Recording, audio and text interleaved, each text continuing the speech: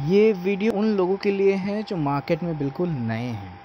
तो मैं आप लोगों को बताना चाहूँगा कि ट्रेडिंग बहुत तरह की होती है। Positional trading, swing trading, futures में इंट्राडे होती है, इक्विटी कैश में इंट्राडे होती है, ऑप्शंस में इंट्राडे होती है, ऑप्शन में ट्रेडिंग भी होती है। तो ट्रेडिंग बहुत तरह की होती है दोस्त, और बहुत सारे स्टॉक मार्केट में सेगमेंट्स होते हैं। ये उन लोगों के लिए है जो स्टॉक मार्केट में कुछ ना कुछ करना चाहते हैं, चाहे वो इन्वेस्टमेंट ही क्यों ना हो। तो मैं आपको बताना चाहूँगा कि स्टॉक मार्केट को पूरी तरह से समझने में आप लोगों को टाइम लगेगा, और टाइम कभी कभी बहुत ज़्यादा भी लग सकता है, बहुत कम भी लग सकता है।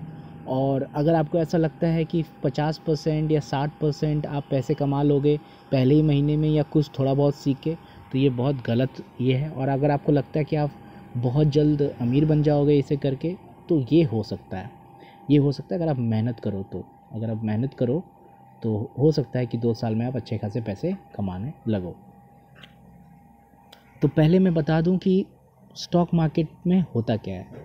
स्टॉक मार्केट में बहुत सारे सेगमेंट्स होते हैं, ठीक है। मगर सबसे पहले हम लोग बात करेंगे कि मैं क्या करता हूँ या ज़्यादातर लोग क्या करते हैं और ज़्यादातर लोग किस में असफल होते हैं।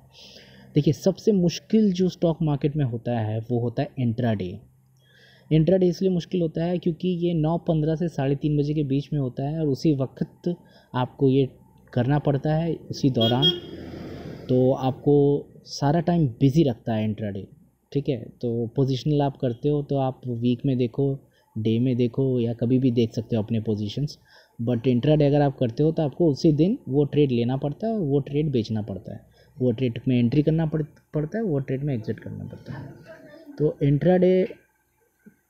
इंट्राडे सबसे डिफ़िकल्ट होता है। इसके कुछ डिफ़िकल्टी के कारण ये हैं कि सबसे पहली बात, ये डिफ़िकल्ट इसलिए होता है क्योंकि इसमें बहुत सारे चीज़ों का ध्यान रखना पड़ता है। आपको कैंडल्स भी आने चाहिए, आपको मार्केट्स को समझने भी आने चाहिए, आपको प्राइस एक्शन भी आना चाहिए, आपको पैटर्न्स भी आने चाहिए, आपको वॉल्यूम्स की भी अंडरस्टैंडिंग होनी चाहिए, और जो स्टॉक में आप ट्रेड करें उसकी भी आपको नॉलेज होना चाहिए।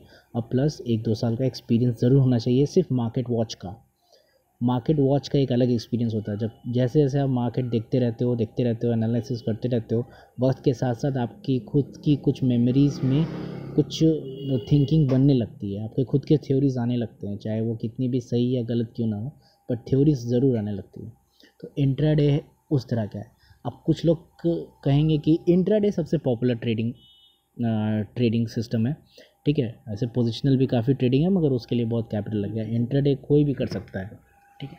मैं कोई भी इंट्राडे कर सकता है।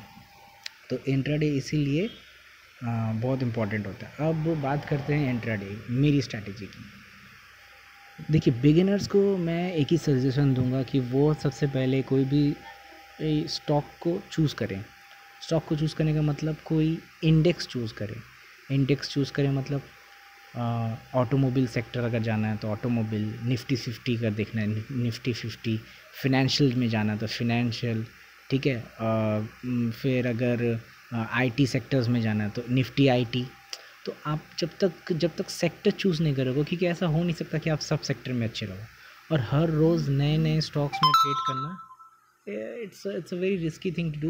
I would not suggest you to trade every day on a new stock. Otherwise, the problem with that is that every day if you trade on a new stock, you don't know that particular stock. You don't know where the resistance is, where the support is, where this, where that, and you don't have the experience.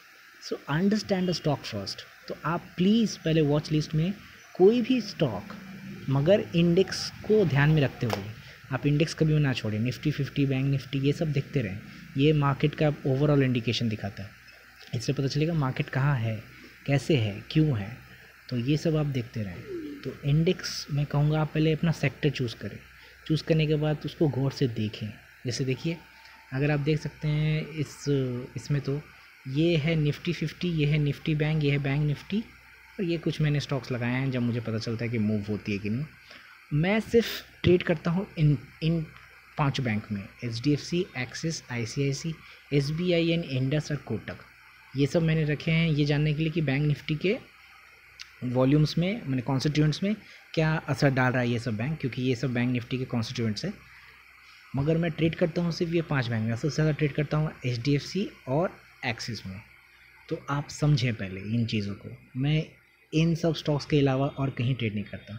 अगर मुझे इन सब stocks में trade नहीं मिलता है तो मैं trade नहीं लेता। जैसे कि आज ट्रेड नहीं था तो मैंने कोई पोजीशन नहीं बनाई।